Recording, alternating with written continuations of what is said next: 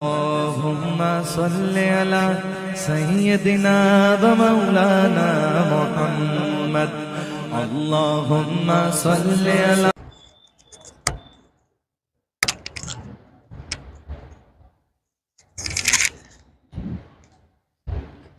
अस्सलामु अलैकुम व रहमतुल्लाहि व बरकातुहू।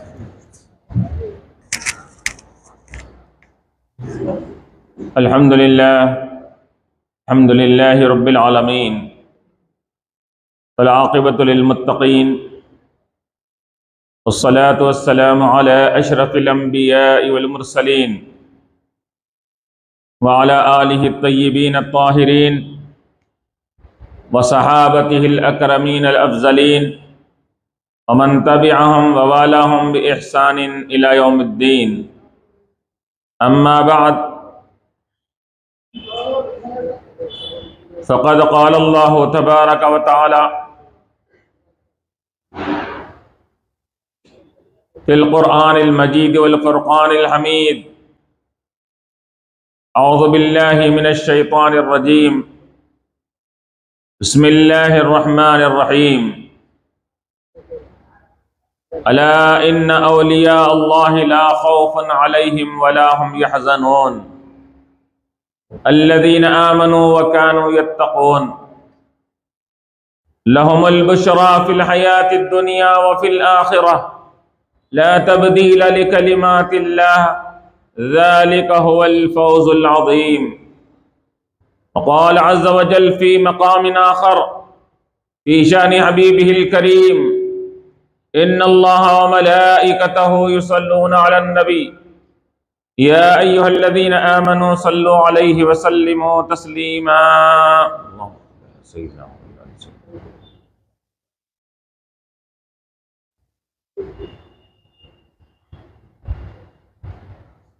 स्टेज पे रौनक फरोज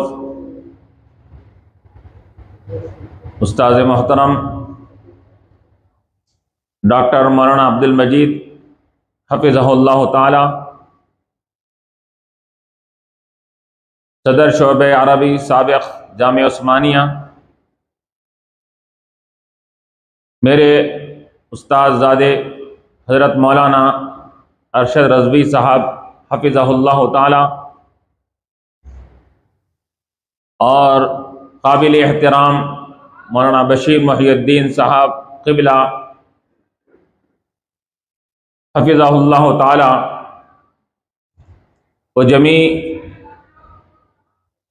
और शेखुल हदीस जामे निज़ामिया मौलाना सैयद सग़ीर अहमद साहब क़िबला दामत बरकातुहुमुल आलिया, जमी उलमाए किराम, मशाइख़ इज़ाम, बुज़ुर्गान मिल्लत, अज़ीज़ साथियों व जमी हाज़िरीन, यक़ीनन आज हम यहाँ पर जश्न शेखुल इस्लाम के ज़िमन में जमा हुए हैं। अल्लाह तबारक व तआला का शुक्र एहसान है कि उसने हमको बानी जामिया शेखुल इस्लाम अलैहि रहमत व रिज़वान के ज़ेर साया, बल्कि आपके इदारे के ज़ेर साए में हमको रखा। और ये भी अल्लाह तबारक व तआला का शुक्र है कि वो हमसे शेखुल इस्लाम अलैहि रहमत व रिज़वान के मिशन को और आपके काज और आपके अफकार और नज़रियात को लोगों तक पहुँचाने की तौफीक मरहमत फरमाए। मैं समझता हूँ कि ये यूएनओ ऑर्गेनाइजेशन इसी मकसद के तहत ये वजूद में आई है कि शेखुल इस्लाम अलैहि रहमत व रिज़वान के ये नज़रियात और अफकारात को और आपके दीनी मिल्ली इस्लाही खिदमात को लोगों तक पहुँचाना ये इसका फरीज़ा है। यकीनन ये जमात काबिल तहसीन है और मैं अल्लाह ताला से दुआ करता हूँ कि कि ये जमात अपने मकसद में कामयाबी हासिल करते हुए आगे की राहों में तरक्की करते रहे। यकीनन हजरत शेखुल इस्लाम आरिफ बिल्लाह मोहम्मद अनारुल्लाह फारूकी फजीलत जंग खान बहादुर अलैहि रहमत व रिजवान की जात बाबरकत ऐसी बुलंद वाला जात बाबरकत है जिसको मुझ जैसा अदना तालिब इल्म, जिनकी शख्सियत को, जिनकी जात के ये हयात और कारनामे को ये कुछ बयान करना, ये अलग कुशाई करना, ये एक अदना तालिब इल्म की बस की बात नहीं है। शेखुल इस्लाम अलैहि रहमत व रिजवान उस शख्सियत का नाम है कि जिनकी मदा सराई, जिनकी तारीफ और तौसीफ में शाहाने ज़मन ने ये उनकी तारीफ फरमाई है और फजीलत जंग और खान बहादुर जैसे अलक़ाबात से आपको नवाजा है। शेखुल इस्लाम अलैहि रहमत व रिजवान की वो शख्सियत है कि अब आपके जमाने के उस्ताद किराम ने आपकी तौसीफ और तारीफ में रत्बुल लिसान नजर आते हैं। आपके पीरो मुर्शिद हजरत पीर कामिल सूफिए बासफा हजरत हाजी इमदादुल्लाह मुहाजिर मक्की अलैहि रहमत व रिजवान ये अपने लख्ते जिगर और अपने मुरीद कामिल के बारे में एक मकाम पर आपको अलक़ाबात से नवाजते हुए फरमाते हैं कि क्या नवाजते हैं? अल्लामा ज़मा फरीद दौरान आलिम बाअमल फाजिले बेबदल जामिए उलूम ज़ाहिरी व बातिनी आरिफ बिल्लाह मोहम्मद अनवारुल्लाह फारूकी। कौन कह रहे हैं, कौन एतराफ कर रहे हैं? अपने जमाने के असातिज़ा, अपने जमाने के आपके पीरे कामिल मुर्शिद आपकी तारीफ में ऐसे अलक़ाबात नवाज रहे हैं कि फाजिले बेबदल, ऐसे फाजिल और आलिम है जिनका कोई बदल नहीं हो सकता, और ऐसे उलूम के हामिल है जामिल उलूम कि जो जाहिरी बातनी तमाम उलूम से अल्लाह ने जिनको ये नवाजा है, मुशर्रफ फरमाया है। ये मुहाजिर मक्की अलैहि रहमत व रिजवान फरमा रहे हैं। और फिर यही नहीं, हम क्या देखते हैं कि आपके शागिर्द रशीद मुफ्ती अव्वल जामे निजामिया मुफ्ती मोहम्मद रुकनुद्दीन अलैहि रहमत व रिजवान भी अपने तसनीफ मतले अनवार में फरमाते हैं कि आपकी जाते बाबरकत ये अल्लाह तबारक व तआला ने आपको एक मुनफरिद और मुमताज मकाम अता फरमाया था। इम्तियाजी शान वाली जात थी, हसब व नसब में, वजाहत जाहिरी में, वजाहत बातिनी में आपका कोई हम पल्ला हम पाया नहीं था। और आप फरमाते हैं कि मैं यकीनन उस्ताद मोहतरम की 28 साल तक मैंने खिदमत में रहा, दिन रात आपकी खिदमत में आपके साथ रहा, हजरों सफर में और हजरत के हर मामले में आपके साथ रहा। 28 साल मैंने आपकी खिदमत में रहा। लेकिन आप क्या फरमाते हैं? मुफ्ती रुकनुद्दीन अलैहि रहमत व रिजवान फरमाते हैं, मैंने इन 28 साल की मुद्दत में हजरत शेखुल इस्लाम अलैहि रहमत व रिजवान के किसी भी अमल को शरीयत बैज़ा के खिलाफ नहीं पाया। आपका हर अमल ये शरीयत के मुताबिक था, कोई अमल आपका शरीयत के खिलाफ नहीं था। कितनी साला मुद्दत, 28 साल की मुद्दत में आपसे मैंने कोई खिलाफ शरीयत काम नहीं देखा। वो वाक़या भी याद कीजिए, गौसे आज़म दस्तगीर रहमतुल्लाह अलैह के पास एक शख्स आया था आपकी करामतों को सुनकर कि देखें कि आपकी करामतों का कैसा इजहार होता है। आपकी खिदमत में रहा, 1 दिन रहा, 2 दिन रहा, 4 दिन रहा, 1 महीना हो गया, 40 दिन हो गया, लेकिन कोई करामत आपसे जाहिर नहीं हुई। तो वहां से निकलने लगा।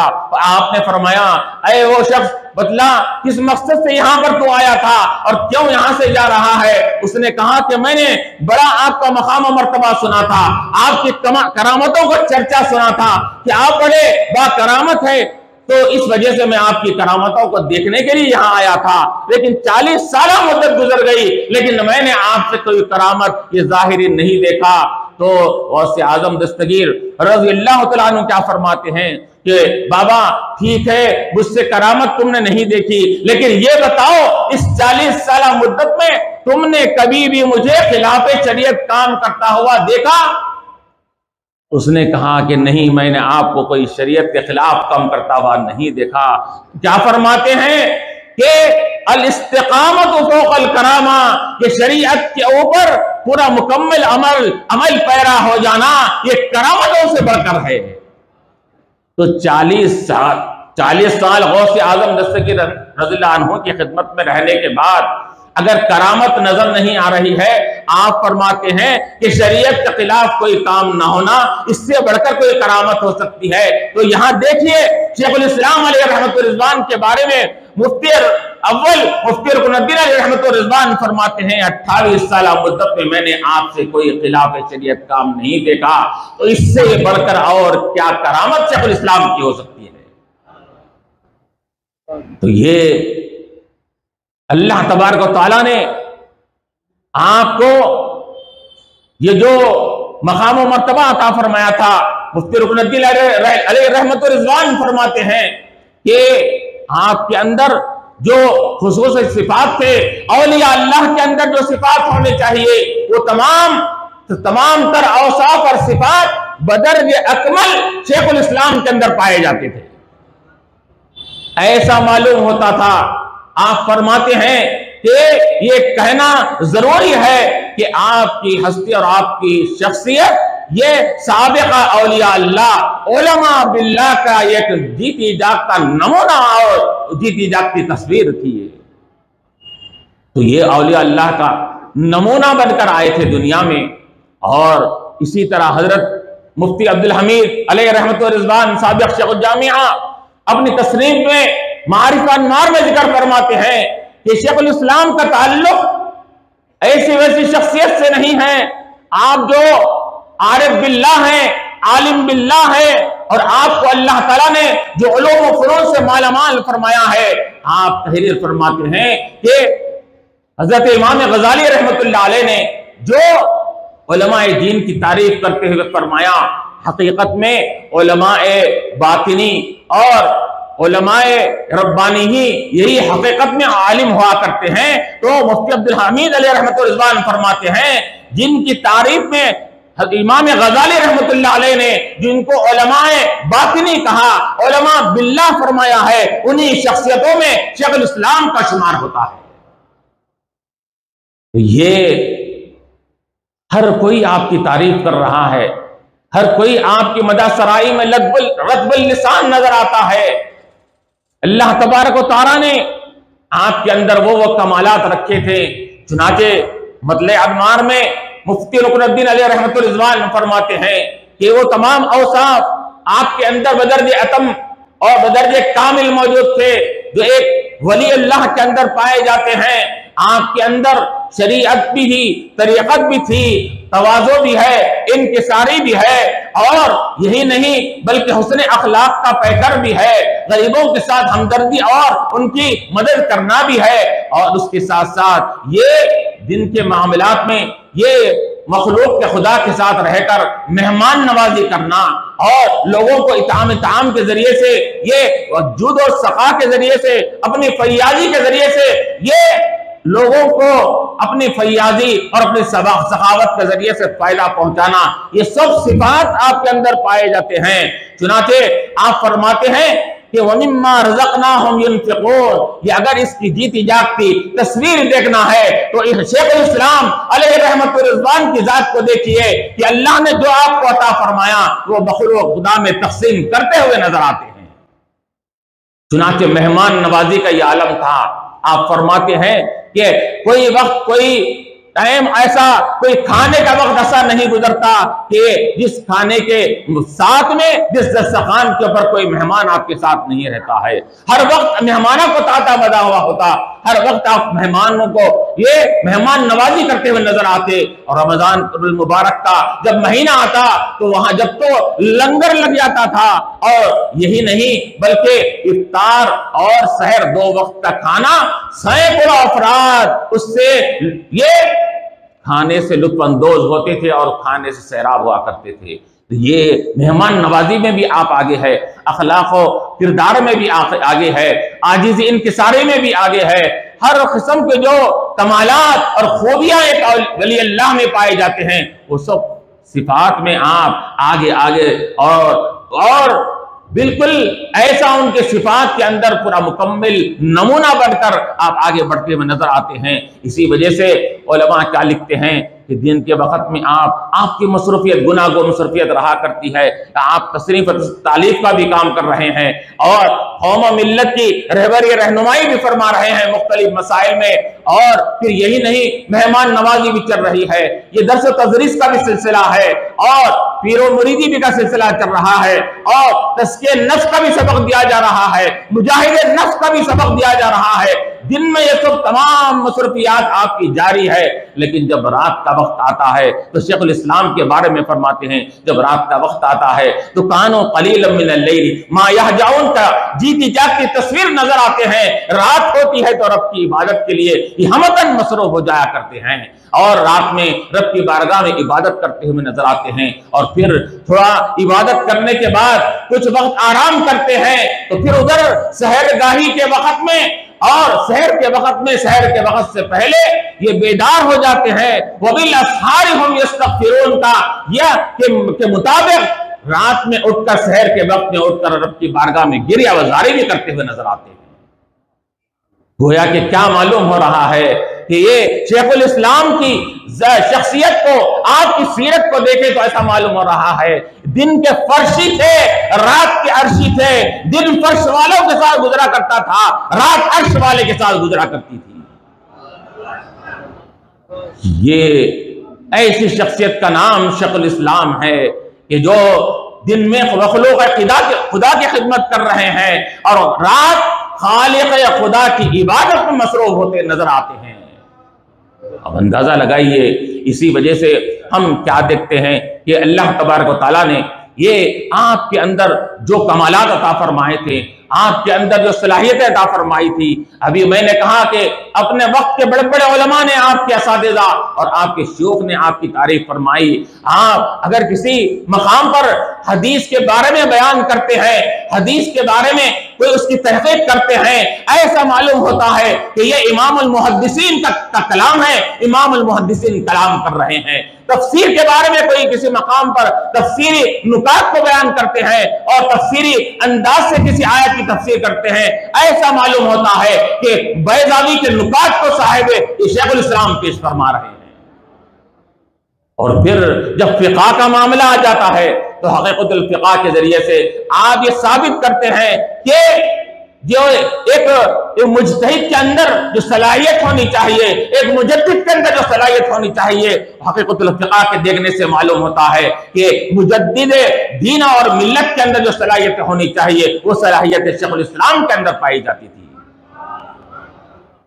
आपकी तसानीफ को आप देख लीजिए, हर किस्म की आपने कौम मिल्लत के लिए, चुनाचे मुफ्ती रुकनुद्दीन अलैहि रहमतुर रिज़वान क्या फरमाते हैं, अनवारुल्लाह आपका जो नाम रखा गया था यूं ही आपका नाम नहीं रखा गया था, आप इस्म बा मुसम्मा थे फरमा रहे हैं। यानी अल्लाह तबारक व तआला आपने आपका नाम यूं ही अनवारुल्लाह नहीं रखा, बल्कि अल्लाह तबारक व तआला को यह मंजूर था कि कौम मिल्लत को आपके अनवार से, आपकी रोशनी से कौम मिल्लत को मुनव्वर करना था, इस वजह से आपका नाम अनवारुल्लाह रखा। और फिर देखिए हम क्या देखते हैं कि आपके अंदर जो आपने हर किस्म के कौम मिल्लत के लिए हर किस्म की रहनुमाई फरमा दी। कोई ऐसा मसला, कोई ऐसा मामला नहीं रहा जो आपने उसको तिश्ना छोड़ा हो और जिसको हल नहीं किया हो।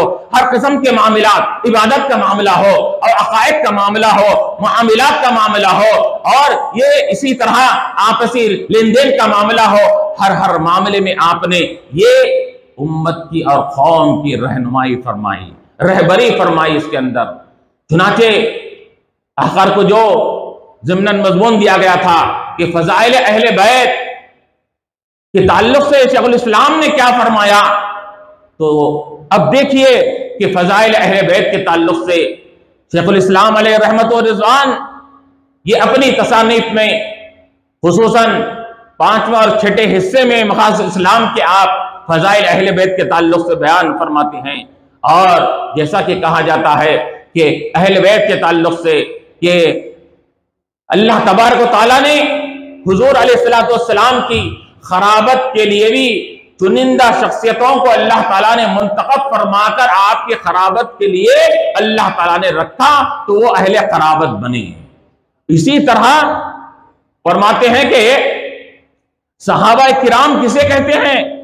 सहाबा किराम उन शख्सियतों का नाम है कि अल्लाह तबारक व तआला ने तमाम मखलूक के दिलों को छानकर चुनकर, जिनके दिलें हुजूर पाक अलैहिस्सलाम की सोहबत से फायज़याब होने के लायक थे, ऐसी शख्सियतों को चुनकर अल्लाह ताला ने हुजूर की सहाबत के लिए मुंतखब फरमाया। तो गोया के ये फरमा रहे हैं कि खराबत वाले भी अल्लाह के चुनिंदा पसंदीदा है और सोहबत में रहने वाले भी अल्लाह के चुनिंदा पसंदीदा है। तो गोया कि अल्लाह तबारक व तआला ने दो जमातों को, अपने महबूब और पसंदीदा जमातों को, अपने चुनिंदा और मुंतखबा दो जमातों को अल्लाह ताला ने एक जमात को खराबतदार बनाया, दूसरी जमात को सोहबत वाले बनाया। तो ये इसी वजह से आप फरमाते हैं कि ये दोनों शख्सियतें, दोनों हस्तियां, दोनों जमातें ये वाजिबुल एहतराम है, इनका एहतराम करना वाजिब है। कि अगर किसी एक की तारीफ में मुबालगा आ रही या गुलू करके ऐसी गुलू ना किया जाए कि दूसरे की कसरे चानी या दूसरे की बेअदबी उससे जाहिर होती हो। आपने फरमा दिया कि ये राह एतदाल यही है, अहले सुन्नत वल जमात का शेवा और तरीका भी यही है कि हमको एक हाथ में मोहब्बत अहले बैत को रखना है तो दूसरे हाथ में मोहब्बत सहाबा को रखना है, और यही राह एतदाल भी है। चुनांचे आपने फजाइल अहले बैत के ताल्लुक से आपने मुख्तलिफ चीजें आपने ये तसानीफ में जिक्र फरमाई कि अल्लाह के रसूल अलैहिस्सलाम ने अहले बैत रिज़वानुल्लाह तआला अलैहिम अजमईन कि वो शख्सियतों को, जो शख्सियतें ये अल्लाह के मुंतखबा पसंदीदा चुनिंदा शख्सियतें थी, अल्लाह तबारक तो हुजूर अलैहिस्सलाम अपने अहले बैत को हमेशा दुनिया की तलबी, दुनिया के आराम और आसाइश से, दुनिया के आराम से आसाइश से बचाने की कोशिश करते थे और दूर रहने की कोशिश आप तलकीन फरमाया करते थे। और आप ये तलकीन फरमाया करते थे हुजूर अलैहिस्सलाम कि तुम्हारे पेश नजर दुनिया नहीं होनी चाहिए, तुम्हारे पेश नजर उखरवी मरा चाहिए, उखरवी दर्जात होने चाहिए, आखिरत की कामयाबी तुम्हारे पेश नजर रहनी चाहिए। चुनांचे इस ज़िमन में शेखुल इस्लाम ने एक वाक़या नकल फरमाया कि हजरत बीबी फातिमा खातून जन्नत अलैहा रहमत और रिजवान रज़ियल्लाहु तआला अन्हा, बीबी फातिमा रज़ियल्लाहु तआला अन्हा के बारे में वाक़या नकल करते हैं कि एक मर्तबा बीबी फातिमा रज़ियल्लाहु तआला अन्हा के हाथ में ये काम करते करते, चक्की पीसते पीसते हाथों में गट्ठे आ गए। हाथों में गट्ठे में आने के बाद हजरत अली रज़ियल्लाहु तआला अन्हु ने ये दरख्वास्त किया कि ए बीबी फातिमा, अल्लाह के रसूल अलैहिस्सलाम के सामने जाकर दरख्वास्त करो, ख्वाहिश करो कि बांदिए और गुलाम हुजूर के पास माल गनीमत के आए हुए हैं कि एक गुलाम या बांदी मुझे अता किया जाए ताकि मेरे कामकाज में मेरे लिए मदद मिल जाए। तो बीबी फातिमा रज़ियल्लाहु तआला अन्हा ये हुज़ूर पाक अलैहिस्सलाम की खिदमत में हाजिर होती हैं और अर्ज करती हैं कि बाबा जान, ये कामकाज की वजह से हाथों में गट्ठे आ गए हैं और अली ने भी सिफारिश किया है, कहा है कि अगर कोई एक बांदी अगर मुझे मिल जाए तो मेरे कामकाज में मेरे मदद मिलेगी, मेरे लिए ये आसानी हो जाएगी। तो हुज़ूर पाक अलैहिस्सलाम ने क्या फरमाया, ए बीबी क्या बांदी दो, क्या तुम बांदी लेना चाहोगी या बांदी से बेहतर चीज अता फरमाओ? तो खातून जन्नत भी और बीबी फातिमा भी किसके लख्ते जिगर थी? वो नबी, वो जाहिद नबी के ये लख्ते जिगर थी जिसको दुनिया से कोई ताल्लुक नहीं, दुनिया की आराम तलबी जिसके पेश नजर नहीं है, वो आखिरत और आखिरत की कामयाबी इसके पेश नजर हुआ करती है। बीबी फातिमा फरमाती है कि या रसूलुल्लाह सल्लल्लाहु अलैहि वसल्लम, जो बांदी और गुलाम से जो बेहतर है वही चीज अता फरमा दीजिए। तो हुज़ूर पाक अलैहिस्सलाम ने क्या फरमाया कि बीबी हर नमाज के बाद और रात में सोते वक्त 33 मरतबा सुभान अल्लाह, 33 मरतबा अल्हम्दुलिल्लाह, 34 मरतबा अल्लाहु अकबर पढ़ लिया करो, ये तुम्हारे लिए बांदी और गुलाम से बेहतर हो जाएगा। तो बीवी फातिमा रज़ियल्लाहु तआला अन्हा ये खुशी खुशी ये उखरवी दुनिया के मुकाबले में उखरवी सौदे को बखुशी कबूल करते हुए वापिस हो जाती है वहां पर। तो ये तो बानी जामी अलैहि रहमतुर रिज़वान फरमाते हैं, इस तरह हुज़ूर पाक अलैहिस्सलाम ने अपने अहले बैत को दुनिया से और दूर रखने की कोशिश फरमाई। यही नहीं बल्कि अल्लाह के रसूल अलैहिस्सलाम अपने अहले बैत के ताल्लुक से दुआ फरमाते हैं, अल्लाहुम्मा रज़ुक़ आला मुहम्मदिन क़ूता, ऐ अल्लाह मेरे खानदान वालों को रिज़्क़ इतना अता फरमा जो उनकी गुजर बसर के मुताबिक हो, उससे ज्यादा ना होने पाए, उनकी गुजर बसर के मुताबिक हो।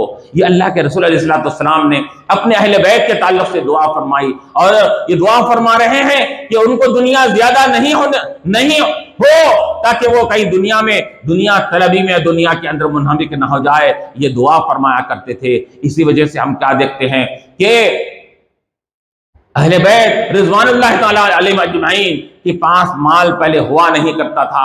अगर उनके पास आ भी जाया करता तो वो क्या करते थे कि दुनिया और दुनिया की मोहब्बत, माल की मोहब्बत को उनके दिलों से निकाल दी गई थी। इस वजह से माल आता भी तो वो अपने लिए नहीं, दूसरों के फायदे के लिए वो माल को खर्च कर दिया करते थे। दूसरों के लिए वो अपने माल को खर्च करते हुए नजर आते हैं।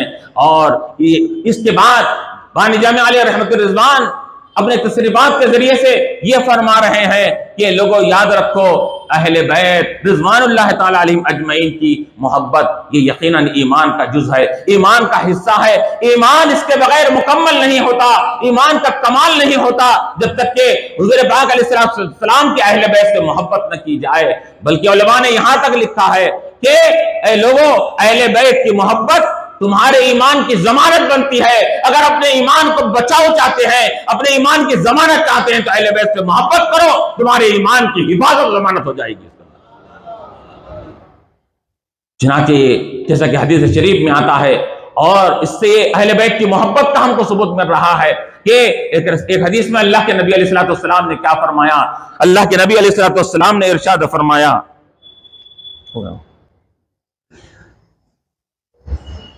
हदीस शरीफ को खत्म करते हुए अपनी बात को खत्म करता हूं। तो हदीस शरीफ में अल्लाह के नबी अलैहिस्सलाम क्या फरमा रहे हैं कि अहिब्बुल्लाह लिमा यग़ज़ूकुम बिह, अल्लाह से मोहब्बत करो क्यों अल्लाह तुमको रिज़्क़ देता है, तुम्हारा खालिक है, तुम्हारा मालिक है, तुम्हारा राज़िक़ है। अहिब्बुल्लाह लिमा यग़ज़ूकुम बिह व अहिब्बूनी लिहुब्बिल्लाह, और मुझसे मोहब्बत करो अल्लाह की मोहब्बत की वजह से। वो अहिब्बु अहला बैती लिहुब्बी, और मुझसे और मेरे अहले बैत से मोहब्बत करो मेरी मोहब्बत की वजह से।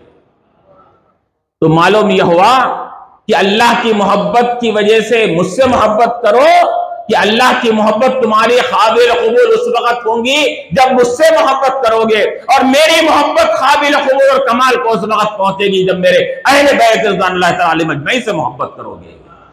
अल्लाह तबारक व तआला हमारी इस महफिल को कबूल और मंजूर फरमाए। व आखिर दावाना अनिल हम्दुलिल्लाहि रब्बिल आलमीन।